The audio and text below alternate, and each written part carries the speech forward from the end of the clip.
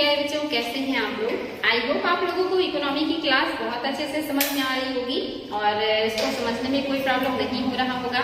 इसके पहले आपने जो है मुद्रा एवं बैंकिंग प्रणाली के बारे में बहुत अच्छे से देखा। मुद्रा बाजार एवं बैंकिंग प्रणाली का जो चैप्टर हम लोग पढ़ रहे थे उसमें हमने दो जो है क्लासेस देखे हैं और इसके अलावा जो चीजें बच रही हैं इसे हम 2 क्लास में खत्म करेंगे और यानी कि लगभग आपका 4 क्लास मुद्रा जो है बाजार एवं बैंकिंग प्रणाली पे बनेगा। ये काफी इंपॉर्टेंट चैप्टर है, यहाँ से एग्जाम में बहुत ज्यादा क्वेश्चन आता है, इसीलिए इस चैप्टर के जितने भी इंपॉर्टेंट पॉइंट हैं वो हम आप लोगों के सामने रख रहे हैं ताकि आप लोगों को एग्जाम में क्वेश्चन सॉल्व करने में प्रॉब्लम ना हो। तो चलिए बच्चों, आज की क्लास की शुरुआत करते हैं और आज जो आपका हेडिंग है, ये सबसे पहला जो हेडिंग है ये ICRR incremental cash reserve ratio. इसके पहले आपने CRR देखा था और CRR जो है कैश रिजर्व रेशियो, मैंने आपको बताया था कि ये जो CRR होता है इसको जितने भी वाणिज्यिक बैंक होते हैं या कमर्शियल बैंक होते हैं वो अपने जो है जितनी भी निश्चित जमा राशि है उसका कुछ हिस्सा ले जा करके जो RBI तय करे, मोस्टली अभी 4% है, यानी कि अगर उनके पास 100 करोड़ है तो उसमें से वो 4 करोड़ ले जा करके RBI के पास जमा करेंगे, क्योंकि 4% जो है CRR का दर इस समय RBI ने निर्धारित कर रखा है। तो जो CRR होता है ये RBI के पास जो बैंक है वो जमा करते हैं और ये कैश के रूप में होता है। उस दर पर जितना निर्धारित जो है किया जाता है RBI के द्वारा और इस पर उन्हें कोई ब्याज नहीं मिलता है, ये RBI के पास एक सिक्योरिटी के रूप में होता है। लेकिन ICRR क्या है, यानी कि इसमें थोड़ा सा चेंज है। ICRR ये जो होता है ये बैंकों के टोटल जमा होते हैं, यानी कि जितना भी उनके पास जमा होता है वो सारे पैसे को उन्हें RBI के पास रखना होता है, जिस पर उन्हें RBI से कोई जो है ब्याज या कोई भी प्रॉफिट नहीं होता है। आपने देखा था कि CRR बहुत कम हिस्सा होता है, वही जो ICRR है ये बहुत ज्यादा, यानी ये 100% है। और इस तरह की नीतियां RBI कब अपनाता होगा, यानी कि हमेशा यूज में आने वाली नीतियां नहीं है। इस तरह की नीतियां जो है खास करके आपने देखा था जब विमुद्रीकरण हुआ था, क्योंकि ये घटना अभी जल्दी की है तो आप लोगों को पता होगा कि जो विमुद्रीकरण किया गया था 2016 में, उस समय बैंकों में सारे लोग अपना पैसा ले जा करके जमा कर रहे थे क्योंकि मुद्रा को चेंज करना था और उस समय जितनी भी मुद्राएं थी सबके घरों में वो सारे बैंक में जमा हो रहे थे। उस समय जो बैंक थे वो काफी प्रसन्न थे क्योंकि उनके पास इतनी सारी मुद्राएं आ रही थी और उन्हें लग रहा था कि हमारे पास जो मुद्राओं की कमी थी, हम जो NPA में चल रहे थे वो सारी परेशानी अब खत्म हो जाएगी, क्योंकि हमारे पास इतना ज्यादा मुद्रा होगा कि हम अपने सारे काम को उससे कर पाएंगे। लेकिन जब उनके पास मुद्राएं जाती हैं और बड़े पैमाने पर मुद्राएं जाती हैं तो जो RBI है वो कहता है कि आप इसका लोन नहीं बांट सकते हैं। तो जो बैंक हैं वो कहते हैं कि ठीक है फिर तो हम इसका आपके पास जो है रिजर्व रेशियो के जो होता है रिवर्स रेपो रेट के दर पे जमा कर देंगे, उससे हमें कुछ प्रॉफिट मिलेगा क्योंकि हमारे पास पैसे बहुत आए हैं। तो वहाँ पे जो रिजर्व बैंक है वो कहता है कि नहीं, आप इसे रिवर्स रेपो रेट के दर पर भी हमारे पास जमा नहीं करेंगे। तो जो बैंक है वो काफी डिस्टर्ब होते हैं कि आखिर फिर हम इन पैसों का क्या करेंगे और उससे हमें कोई प्रॉफिट नहीं है। जो लोग अपना पैसा बैंक में जमा कर रहे हैं वो तो हमसे ब्याज का डिमांड करेंगे अपनी उस मनी पर। तो जो रिजर्व बैंक है वो उनसे कुछ टाइम मांगते हैं कि आप हमें कुछ समय दीजिए, उसके बाद हम आप लोगों को इस पर कुछ प्रॉफिट देंगे। और बैंकों का टोटल पैसा जो है वो RBI ने कहा कि वो सारे आप लोग हमारे पास ICRR के रूप में जमा करेंगे, यानी कि वो कैश में होगा लेकिन 100% होगा, जिस पर आपको भी कोई फायदा नहीं मिलेगा। और वो सारे पैसे RBI के पास जमा हुए थे और जितनी मुद्राएं जमा हुई थी उसी के एवज में RBI ने नए नोट जारी किए थे। तो ये जो ICRR है ये बैंकों के टोटल जमा जो होते हैं 100% को पूरा का पूरा RBI के पास उन्हें जमा करना होता है, उसी को ICRR कहते हैं, जिस पर उन्हें कोई भी प्रॉफिट नहीं मिलता है। और ये जो विमुद्रीकरण आया था या जो मुद्रा का अवमूल्यन हुआ था उस समय इस नीति का प्रयोग RBI ने किया था। और इस तरह की जो नीतियां हैं ये ऐसे टाइम में ही उपयोग में लाई जाती हैं और उसी को ICRR कहते हैं। पहले आपने CRR को पढ़ा था, वो क्लियर होगा, तो आप ये भी जान लें कि ICRR क्या होता है। इसके अलावा जो आपका नेक्स्ट है वो है MSS बॉन्ड। MSS बॉन्ड क्या है, यानी कि जब मार्केट में तरलता बहुत ज्यादा बढ़ जाए, यानी कि मार्केट में जो पैसे की मात्रा है वो बहुत ज्यादा बढ़ जाए और जब भी पैसे की मात्रा मार्केट में बढ़ेगी तो मुद्रा स्फीति आएगा, यानी कि मुद्रा की वैल्यू घटेगी, वस्तुएं महंगी होंगी और ये स्थिति बहुत अच्छी नहीं होती है। क्योंकि आम लोगों के बजट से बाहर होने लगती हैं चीजें या उन्हें तकलीफ होने लगती है। तो ऐसे में जब मार्केट में मुद्रा ज्यादा हो जाता है तो उस मुद्रा को वापस बैंकों में या अपने पास आरबीआई लेने के लिए क्या करेगा, तो इसके लिए बहुत सारी नीतियां हैं आरबीआई की, जो हमने इसके पहले की क्लास में पढ़ा है, जिसमें आपने देखा था बैंक दर बढ़ा देगा, रेपो रेट बढ़ा देगा, रिवर्स रेपो रेट बढ़ा देगा, सीआरआर बढ़ा देगा, एसएलआर बढ़ा देगा। इसके अलावा खुले बाजार की जो नीतियां हैं या जो चीजें हैं उसका उपयोग करेगा। इसके अलावा आपने देखा था कि नैतिक दबाव ये भी बढ़ाएगा बैंकों के ऊपर। इसके अलावा और भी चीजें जो हैं वो सारी चीजें मैंने आपको बताई थी, ये सारी चीजें करता है आरबीआई। इसके अलावा वो क्या करेगा, जो गवर्नमेंट की प्रतिभूतियां हैं वो मार्केट में जो है बेचने का काम करता है आरबीआई।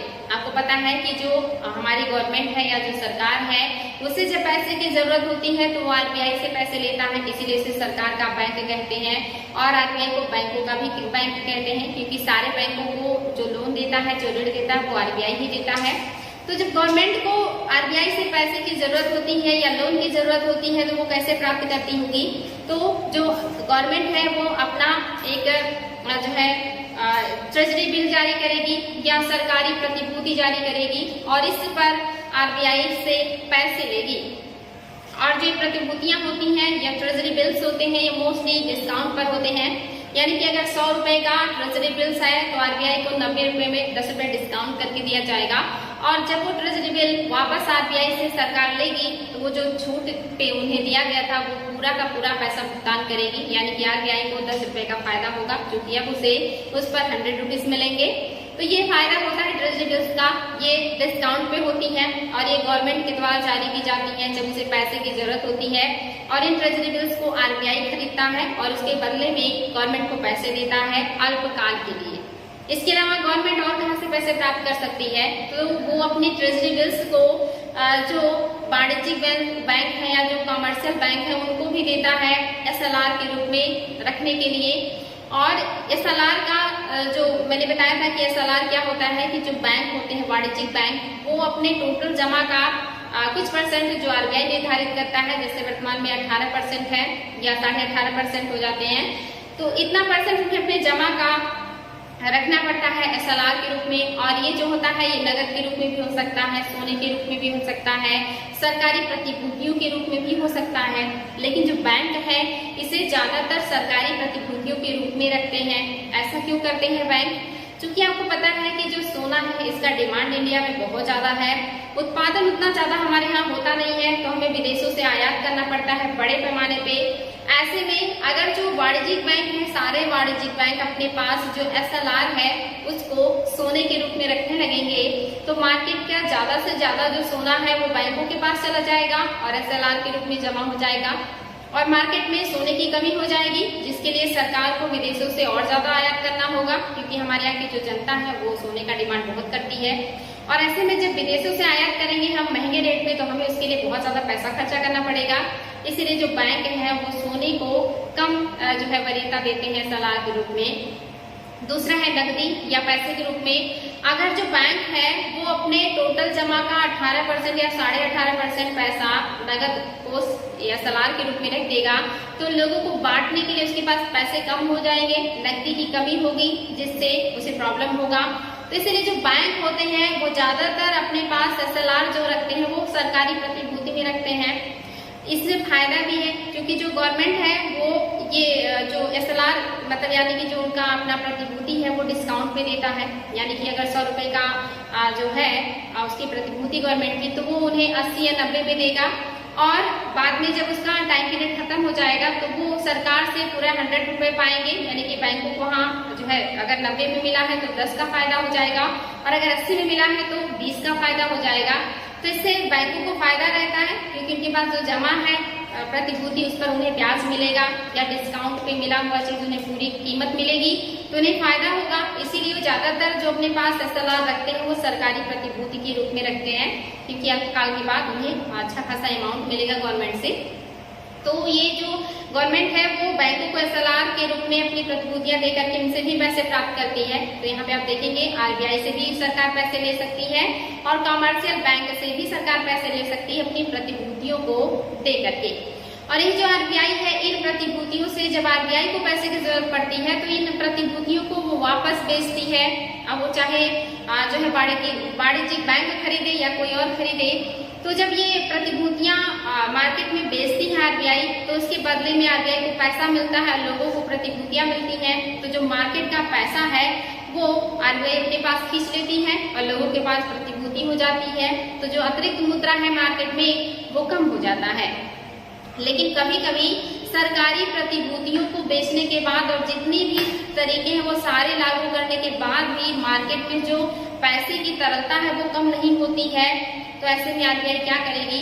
तो आरबीआई वहां पर अपना बॉन्ड जारी करती है, अपनी प्रतिभूति छापती है और उसी को कहते हैं MSS, यानी कि मार्केट स्टैंडिंग, यहाँ पे आपका फुल फॉर्म है मार्केट स्टेबलाइजेशन स्कीम। यानी कि ये जो है आरबीआई जारी करता है और ये बहुत अल्पकाल के लिए होता है और इसे आरबीआई बेचती है और इसके द्वारा जो मार्केट में पैसा होता है उसे प्राप्त करने का प्रयास करती है। यानी कि अगर छोटे से जो है भाषा में या छोटे से आपको मतलब मैं समझाना चाहूँ वर्ड में, तो जो आरबीआई के पास सरकारी प्रतिभूतियां होती हैं, जब उनको बेचने के बाद भी मार्केट का जो तरलता है या जो पैसा है वो कम नहीं होता, तो आरबीआई इसे कम करने के लिए अपना खुद का स्कीम जो है जारी करती है, अपना खुद का प्रतिभूति जारी करती है, जो कि बहुत शॉर्ट टाइम के लिए होता है और जिसको बेचने का और उसके पैसे का जो अधिकार होता है वो आरबीआई का होता है। तो यही होता है MSS बॉन्ड या स्कीम। वेरी वेरी इंपॉर्टेंट है बच्चों, ध्यान देंगे इसको। ये बहुत विकट परिस्थितियों में ही जारी किया जाता है आरबीआई के द्वारा, अन्यथा इस तरह के बॉन्ड आरबीआई जारी नहीं करता है। तो आपको आई समझ में आया होगा ICRR incremental cash reserve ratio और दूसरा MSS मार्केट स्टेबलाइजेशन स्कीम। इसके अलावा एक और वर्ड है तरलता संजाल, लिक्विडिटी ट्रैप। ट्रैप मीन्स होता है जाल, यानी कि जो तरलता है जब वो फंस जाए बैंकों में। जैसे आपने देखा था कि जब विमुद्रीकरण हुआ था उस समय जो पैसा था वो बैंकों के पास चला गया था, यानी कि सारे लोग अपने घरों से पैसे निकाल करके जो भी इधर उधर छुपा करके रखे थे वो सब पैसे उन्होंने बैंक में जमा कर दिए। लेकिन बैंक को उसे लोन देने का अधिकार नहीं था, वो सारे जो है उन्हीं के पास बंद होकर के रह गए। यानी कि जो बैंक है उनको आरबीआई का निर्देश था कि वो उसे लोन के रूप में नहीं बांट सकते हैं, उसे उन्हें अपने पास रखना है या उसे आरबीआई के पास रखना है ICRR के रूप में, जिसमें उन्हें कोई फायदा नहीं है। यानी कि जो पैसा है वो बहुत है लेकिन वो बैंकों में ही फंस के रह जाए, मार्केट में ना निकले, बाहर जो है तरलता की कमी हो जाए, तो इसी को क्या कहेंगे? तरलता संजाल। यानी कि जो तरलता है, जो पैसा है वो जाल में फंस गया है, संजाल में फंस गया है, यानी कि वो बैंकों में ही कैद होकर रह गया, वो मार्केट में नहीं आ रहा है, बैंक उसे बाहर नहीं निकाल रहे हैं, तो इसी को कहते हैं तरलता संजाल। और ये स्थिति आपका विमुद्रीकरण में हुआ था, जब आपने देखा था कि लोगों के पास पैसे ही नहीं रहे थे, इसलिए लोग मार्केट में सामान खरीदने बहुत कम जा रहे थे। उस समय डिमांड और सप्लाई बिल्कुल घट गई थी, लोगों के पास पैसों की बहुत ज्यादा कमी हो गई थी। कितने लोग तो अपनी दैनिक चीजों की जो जरूरतें होती उसे भी पूरा नहीं कर पा रहे थे, और जो बड़े बड़े समारोह थे वो सारे स्थगित कर दिए गए थे लोगों के द्वारा, क्योंकि उसमें बड़े पैमाने पे पैसे की जरूरत थी और मार्केट में पैसा था ही नहीं, क्योंकि जो पैसे थे वो सारे जो है बैंकों में फंसे हुए थे या बैंकों के पास थे, आरबीआई के पास थे, वाणिज्यिक बैंकों के पास थे और वो पैसे को बाहर नहीं निकाल रहे थे। इसी को कहते हैं तरलता संजाल। आपने विमुद्रीकरण को अगर करीब से देखा होगा तो सारे क्वेश्चन का जो आंसर है वो बहुत अच्छे से आपको समझ में आ रहा होगा कि ये स्थिति उस समय बनी थी, आपने फील भी किया था। तो इम्पोर्टेंट है बच्चों, ध्यान देंगे तरलता संजाल क्या है। इसके अलावा helicopter Hoover money. Hoover means होता है पैसे को सोखना। सरकार पैसे को कैसे सोखती है या आरबीआई कैसे सोखती है पैसों को, तो इसके बारे में अब आप लोगों को रट गया होगा। बैंक दर के द्वारा, रिजर्व जो है आपका रेपो रेट के द्वारा, रिवर्स रेपो रेट के द्वारा, CRR के द्वारा, SLR के द्वारा, ये सारे जो है, या और भी इसके अलावा बहुत सारे तरीके मैंने आपको बताए हैं। प्रतिभूतियां जारी करके गवर्नमेंट अपना आरबीआई खुद MSS जारी करके मार्केट से पैसे को खींचने का काम करती है। लेकिन कभी कभी क्या होता है कि हमारे यहाँ काले धन की मात्रा बहुत ज्यादा बढ़ जाती है और ये इलीगल मनी होती है, जिसकी वजह से मार्केट में तरलता बनी रहती है। आरबीआई अपने सारे तरीके अपना लेता है, इसके बाद भी जो पैसा है वो मार्केट में पूरा जो है पर्याप्त मात्रा में रहता है, जिससे जो है मुद्रास्फीति उत्पन्न होती है। तो ऐसे में आरबीआई क्या करेगी, उसके बाद जितनी भी टेक्निक है वो सारा प्रयोग कर चुकी है, फिर भी तरलता खत्म नहीं हो रहा, या पैसे इतना सूखने के बाद भी मार्केट में भी पर्याप्त पैसा है, तो उसको कम करने के लिए आप जो है उसको सुनिश्चित करने के लिए आरबीआई क्या करेगी, तो वहां पे हेलीकॉप्टर गूगल मनी यानी कि विमुद्रीकरण किया जाएगा, या फिर जो है ऐसी नीतियां लाई जाएंगी कि जो मार्केट से पैसा है वो ज्यादातर जो है इन स्कीमों के द्वारा गवर्नमेंट के पास पहुंचे या आरबीआई के द्वारा पहुंचे।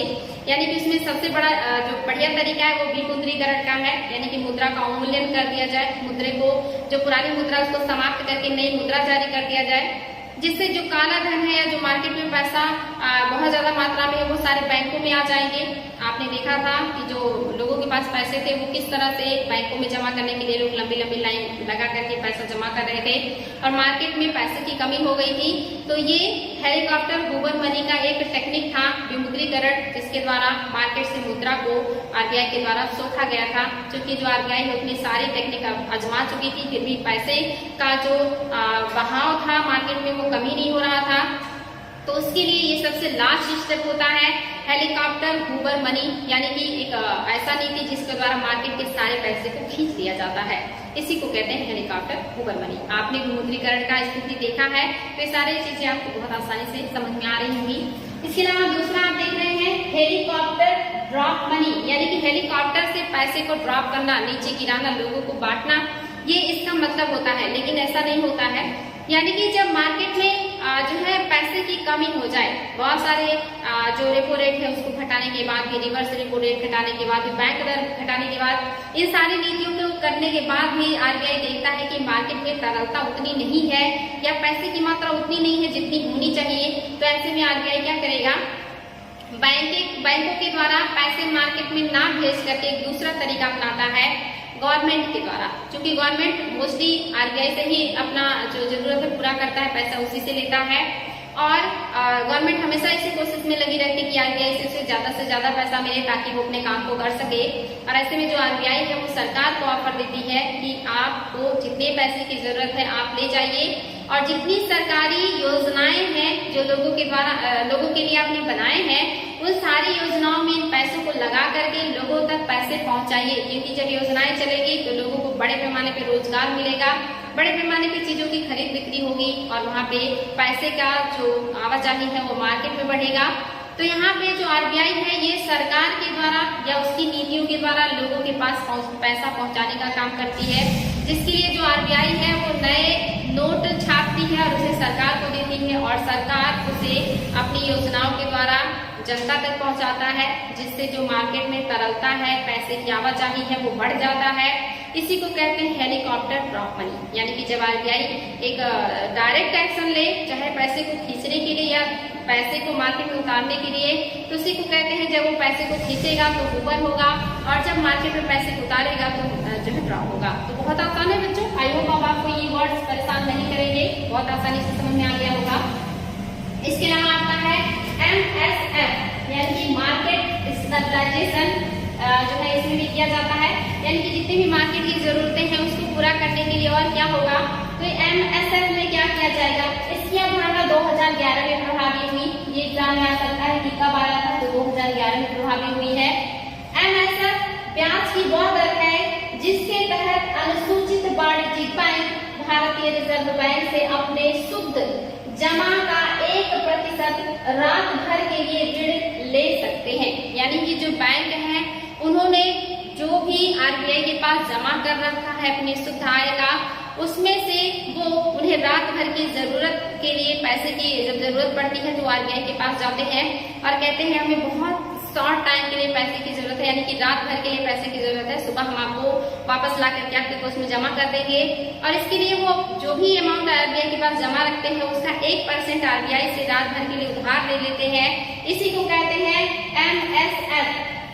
और ये मोस्टली क्यों किया जाता है, तो जो मार्केट में पैसे का आवाजाही है, वित्त का आवाजाही है, उसको सुनिश्चित करने के लिए, मार्केट को नियंत्रित करने के लिए, सुचारू रूप से चलाने के लिए, वित्त का और पूंजी का सही प्रवाह करने के लिए, मार्केट को हमेशा स्थिर रखने के लिए इस तरह की चीजें की जाती हैं। जब भी इस तरह के इमीडिएट जरूरत होती है तो बैंक कहाँ जाएंगे, तो आरबीआई के पास जाएंगे। दीर्घकालिक ऋण लेना होगा तो बैंक दर पे लेंगे, शॉर्टकालिक जो ऋण लेना होगा तो रेपो रेट पर लेंगे, लेकिन उन्हें अल्पकाल के लिए बिल्कुल कुछ घंटों के लिए जब पैसे की जरूरत पड़ती है तो भी वो आरबीआई के पास जाते हैं और एमएसएफ के थ्रू वो अपने टोटल जमा का 1% रात भर के लिए उधार ले लेते हैं और अपना काम चलाते हैं, ताकि जो मार्केट का स्टेबलाइजेशन है वो बना रहे, अर्थव्यवस्था सुचारू रूप से चलती रहे। इन सारी चीजों को व्यवस्थित करने के लिए एमएसएफ लाया गया था। 2011 में इसकी अवधारणा आई थी। वेरी वेरी इंपॉर्टेंट है, ध्यान देंगे बच्चों। ये है एमएसएफ। आई होप आप लोगों को समझ में आया होगा।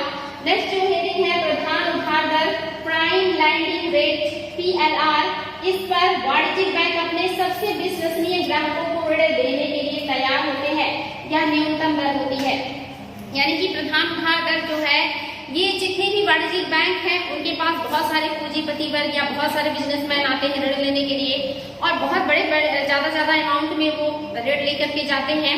तो यहाँ पे जो वाणिज्यिक बैंक है अपने कुछ ग्राहकों को जो उनसे नियमित जुड़े रहते हैं और बहुत ज्यादा उनसे लोन लेते हैं, उनसे अच्छा व्यवहार बनाए रखने के लिए या उन्हें बार बार अपने बैंक में आकर्षित करने के लिए उन्हें प्रधान दर पर बहुत ज्यादा छूट देते हैं या कहिए कि बहुत कम जो है ब्याज पर उन्हें ऋण उपलब्ध कराते हैं और इसी को कहा जाता है प्रधान उधार दर। इसमें जोखिम बहुत कम होता है और ये सबसे न्यूनतम दर होता है जो बैंक अपने खास और विश्वसनीय ग्राहकों को ही देते हैं। इससे बैंक को बहुत ज्यादा फायदा नहीं होता, लेकिन चूंकि बड़े अमाउंट में पैसा उधार देते हैं तो थोड़ा थोड़ा करके इन्हें काम भर का फायदा हो जाता है और इनके जो विश्वसनीय ग्राहक हैं वो इस तरह की चीजों का फायदा उठाते हैं, बार बार बैंक से ज्यादा पैसा लेते हैं, जिससे बैंक को भी थोड़ा बहुत फायदा होता रहता है और जो ग्राहक है वो बैंक से जुड़े रहते हैं। ये सबसे न्यूनतम रेट होता है जो बैंक अपने कुछ खास जो उपभोक्ताओं को या जो उनके आने वाले ग्राहक होते हैं उनको देते हैं। इसी को कहा जाता है प्रधान उधार दर। दूसरा क्या है, ये है आधार दर। इसमें क्या अंतर है, तो आरबीआई PLR के स्थान पे यानी कि प्रधान दर उधार दर के स्थान पर 2010 से आधार दर प्रणाली लागू किया। ये एग्जाम में आ सकता है कि आधार दर प्रणाली कब से लागू किया गया है, 2010 से लागू किया गया है। आधार दर वह ब्याज है जिसके नीचे कोई भी अनुसूचित वाणिज्यिक बैंक अपने ग्राहकों को कोई भी ऋण प्रदान नहीं करेगा। यानी कि इसके पहले जो बैंक हैं वो अपने ग्राहकों को प्रधान उधार दर या PLR पे उधार दिया करते थे, जिसमें वो अपने ग्राहकों को ज्यादा से ज्यादा सुविधाएं देने का प्रयास करते थे। अपने विश्वसनीय ग्राहकों को न्यूनतम दर पर वो ब्याज जो है लगा करके पैसे ज्यादा से ज्यादा मात्रा में उधार देते थे या लोन के रूप में देते थे। लेकिन गवर्नमेंट ने उसमें क्या किया या आरबीआई ने उसमें बदलाव किया और आरबीआई ने 2010 से क्या किया है, आधार दर निश्चित कर दिया और वहां पे लिख दिया कि इससे कम रेट पर आप किसी ग्राहक को लोन नहीं देंगे, यानी कि एक न्यूनतम इतना है, इसके नीचे आप नहीं जा सकते। देखिए इससे पहले जो है वो बैंक अपने कुछ विश्वसनीय लोगों को बहुत ही कम जो है ब्याज दर पर लोन दिया करते थे, लेकिन आरबीआई ने उसमें पारदर्शिता लाने के लिए या लोगों के बीच भेदभाव कम करने के लिए इस तरह की नीति अपनाई कि आपका जो उधार दर होगा ये इसका एक आधार मैं बना दे रहा हूँ, इससे नीचे आप किसी को उधार नहीं दे सकते हैं। इससे क्या हुआ, जो बैंक है उनके साथ जो ग्राहक है वो मोल भाव किया करते थे कि आप हम इतना ज्यादा आपसे ऋण लेंगे अगर आप इतने कम में हमें देंगे, और वहाँ पे भेदभाव भी हो जाता था। कुछ लोगों को ज्यादा फायदा हो जाता था, कुछ लोगों को इस फायदे से वंचित रहना पड़ता था। तो इस तरह की स्थिति थी जहाँ पे बैंकों में पारदर्शिता की कमी पाई जाती थी।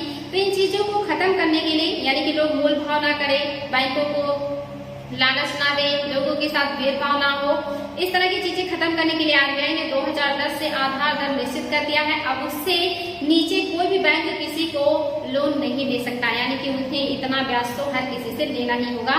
तो ये इंपॉर्टेंट है बच्चों, प्रधान उधार दर और आधार दर माइनर सा अंतर है, आई होप समझ में आ गया होगा। भारत में मुद्रा की पूर्ति की मांग, यानी कि हमारे देश में मार्केट में मुद्रा की आपूर्ति होती है और वो किस तरह से होती है, किन किन रूपों में होती है, कहाँ कहाँ पे मुद्राएं पाई जाती हैं और किस रूप में पाई जाती हैं, उन सारी चीजों को कहा जाता है मुद्रा की आपूर्ति की माप। उन्हें हम माप करते हैं, उसको आरबीआई के पास उसका डिटेल होता है। आरबीआई को पता होता है कि हमारे जो बैंक है उनके पास कितनी मुद्राएं हैं, जो लोग हैं उनके पास कितनी मुद्राएं हैं, सरकार के पास कितनी मुद्राएं हैं, या जो और भी छोटे छोटे वित्तीय संस्थान उनके पास कितनी मुद्राएं हैं और वो किस रूप में है, तो इस सारे रूपों का जो माप है वो आरबीआई करता है, नियंत्रित करता है इन सारी चीजों को कि जो मुद्रा है वो बहुत ज्यादा ना हो जाए या बहुत कम भी ना हो जाए। इसीलिए जो आरबीआई इन सब चीजों को कंट्रोल करता है। तो यहाँ पे हम देखेंगे कि जो मुद्राएं हैं वो कितने रूप में पाई जाती हैं और कहाँ कहाँ पाई जाती हैं। तो यहाँ पे देखेंगे भारतीय अर्थव्यवस्था में मुद्रा पूर्ति की मांग सामान्यतः निम्न रूपों में मापी जाती है कि जो भी मुद्रा का मांग है वो किन रूपों में मापा जाता है। तो M1 के रूप में, M2 के रूप में, M3 के रूप में और M4 के रूप में। ये 4 तरह से जो मुद्राएं हैं ये मापी जाती हैं यानी देखा जाता है। इसमें आप देखेंगे कि अर्थव्यवस्था में मुद्रा का प्रवाह कहाँ कहाँ व्याप्त है, इस बात की जानकारी आरबीआई द्वारा रखी जाती है। 1977 में पूर्ति की जो भी मतलब मांग है उसकी आपूर्ति पर गठित जो दूसरी समिति थी उसने अनुशंसा की कि M0 के अलावा M1, M2, M3 और M4 को भारतीय रिजर्व बैंक द्वारा जो है मान्यता दिया गया। यानी कि इसके पहले इस तरह की बातें नहीं थी, लेकिन 1977 में जो दूसरी समिति बनाई गई आरबीआई के द्वारा, उस समिति ने आरबीआई से अनुशंसा किया कि जो मुद्रा है उसको M1, M2, M4 के रूप में, M3 के रूप में रखा जाए और इसके अलावा M0 पहले से ही था। तो ये सारे स्वरूप जो है निर्धारित किए गए। अनुशंसा पर 1977 में आरबीआई ने इस तरह से मुद्राओं को 4-5 प्रकार में बांट दिया है। उसी को आपको देखना है, एग्जाम में आता है कि M3 में कौन कौन सी मुद्राएं आती हैं या M1 में कौन सी मुद्राएं आती हैं। कभी कभी पूछ लेता है इसमें संकीर्ण मुद्रा कौन सा है। तो जो आपका M1 है ये संकीर्ण मुद्रा है और जो सबसे ज्यादा विस्तृत या सबसे ज्यादा ब्रॉड मुद्रा है वो आपका M3 है। ये एग्जाम में याद रखेंगे बच्चों। और जो M1 है इसको आरक्षित मुद्रा कहा जाता है। एग्जाम में आता है कि संकीर्ण मुद्रा किसे कहते हैं, तो ऑप्शन में आपको M1, M2, M3 और M4 करके दे देगा। यह सबसे व्यापक और ब्रॉड मुद्रा कौन सा है, तो M3 है, आपको पता होना चाहिए। ऑप्शन में जब भी मिले M3 सही करेंगे। आरक्षित मुद्रा किसे कहते हैं, M0 को आरक्षित मुद्रा कहते हैं। सबसे ज्यादा तरलता किस मुद्रा की होती है, M1 की होती है। और सबसे कम तरलता किसकी होती है, M4 की होती है। ये सारे एग्जाम में आते हैं क्वेश्चन, तो ये आप लोगों को बिल्कुल रटा होना चाहिए। यहाँ पे मैंने लिखा है M1 सबसे तरल मुद्रा है, लेकिन ये क्या है, संकीर्ण और संकुचित मुद्रा है, लेकिन सबसे महत्वपूर्ण मापक भी है M1। ये आप देखेंगे मुद्रा पूर्ति में सबसे महत्वपूर्ण मापक है, लेकिन संकीर्ण है या संकुचित है, लेकिन ये सबसे तरल मुद्रा है। इसके अलावा M3 जो है ये मुद्रा आपूर्ति में सबसे व्यापक मापक है। M4 सबसे कम तरल है। ये चीजें आप लोगों को याद होनी चाहिए। तरलता के क्रम में आप देखेंगे M1 सबसे ज्यादा तरल है, M2 उससे कम, M3 उससे कम और सबसे कम आपका M4 है। वेरी वेरी इंपॉर्टेंट है बच्चों। मुद्रा की पूर्ति का माप, जितनी भी मुद्राएं मार्केट में है उनकी पूर्ति का माप हम कैसे करते हैं, ये माप एग्जाम में आता है। तो आप देखेंगे M1 आरक्षित मुद्रा है, जो संचलन में मुद्रा यानी कि जो आपका M0 है इसमें क्या क्या होगा, M0 को आरक्षित मुद्रा कहते हैं। और इसमें हम किसे लेते हैं, संचलन में मुद्रा, यानी कि जितनी भी मुद्राएं चलन में है वो प्लस आरबीआई के पास जो मुद्रा होगा उसे भी लेंगे। इसके अलावा बैंकों की जितनी भी जमा राशियां हैं वो प्लस आरबीआई के पास अन्य जमा राशियां, यानी कि इसमें M1 में M0 में आप देखेंगे कौन कौन सी मुद्रा आएगा, जितनी भी मुद्राएं चलन में है वो मुद्राएं आएंगी। इसके अलावा जो आरबीआई के पास मुद्रा है वो भी M0 में आएगा। इसके अलावा जितनी भी बैंकों में जमा राशियां हैं वो भी आपके आएंगे M0 में। इसके अलावा आरबीआई के पास अन्य जमा राशियां, ये सभी आपके M0 में आएंगे, जिसे आरक्षित मुद्रा कहते हैं। इसके अलावा M1 में कौन कौन सी मुद्राएं आएंगी, M1 को संकीर्ण मुद्रा कहते हैं। इसमें जनता के पास जितनी पैसे हैं वो आएंगे, प्लस बैंकिंग प्रणाली के पास जितनी भी मांग जमा है वो मुद्राएं आएंगी, प्लस आरबीआई के पास अन्य जमा राशियां, ये सारे आपके M1 में आएंगे जो कि संकीर्ण मुद्रा है। इसके अलावा M2 में कौन से आएंगे, तो यहाँ पर आप देखेंगे M1 प्लस, यानी कि M1 तो आएगा ही, M1 में आपकी जितनी चीजें हैं वो आएंगी। इसके अलावा डाकघरों में जो भी बचत जमा राशियां हैं ये भी आपके M2 में आएंगे। इंपॉर्टेंट है बच्चों, एग्जाम में आता है कि M2 में कौन सी राशि आती है। तो आप एग्जाम में आपको इस तरह से जो है ऑप्शन दिया रहेगा, उसमें आपका M1 प्लस डाकघर में बचत जमा राशियां वाला ऑप्शन सही हो जाएगा। इसके अलावा M3 को व्यापक मुद्रा कहते हैं। इसमें क्या क्या होगा, M1 यानी कि जितनी भी M1 में राशियां हैं ये सारे, इसके अलावा प्लस बैंकिंग प्रणाली के पास समय जिसको मियादी कहते हैं या टाइम डिपॉजिट, ये सारी मुद्राएं आपकी यम 3 में आएंगे। याद रखेंगे यम 1 को लेंगे। इसके अलावा बैंकिंग प्रणाली के पास जितनी भी जमा राशियां हैं, टाइम डिपॉजिट है, वो सारे यम 3 में आएंगे। सबसे व्यापक मुद्रा है, एग्जाम में आ सकता है कि यम 3 में कौन सी मुद्राएं शामिल होती हैं। यम 4 में क्या होगा, यम 3 प्लस डाकघरों के पास सभी जमा राशियां। थोड़ा सा ये हार्ड है, लेकिन इसको बार बार रिवाइज करेंगे तो याद हो जाएगा और ऑप्शन देखने के बाद आप लोगों को याद आएगा कि हाँ इसका क्या आंसर होना चाहिए। तो ये था आपका जितनी भी हमारे पास मार्केट में या पूरी अर्थव्यवस्था में जो मुद्राओं का प्रचलन है वो जिस भी रूप में है उसे 4 भागों में बांटा गया है आरबीआई के द्वारा, या जीरो को ले लेंगे तो 5 भागों में बांटा गया है और इसको आरबीआई जो है इसी के द्वारा गणना करती है। आगे है बच्चों, तो बच्चों आप लोगों के लिए बहुत ज्यादा तथ्य हो जाएगा तो पढ़ने में प्रॉब्लम होगी। इतना ही इस क्लास में, बाकी हम नेक्स्ट क्लास में देखेंगे। Thank you.